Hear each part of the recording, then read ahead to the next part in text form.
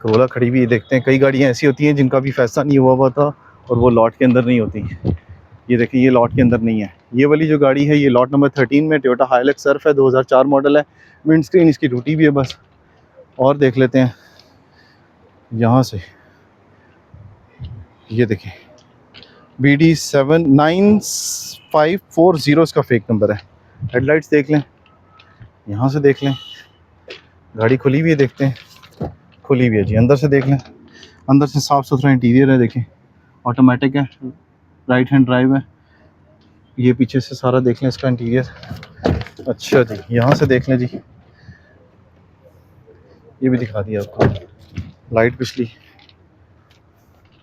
ये देखें SSR जी, lot number 25 की पहले भी खड़ी हुई थी यहाँ पे।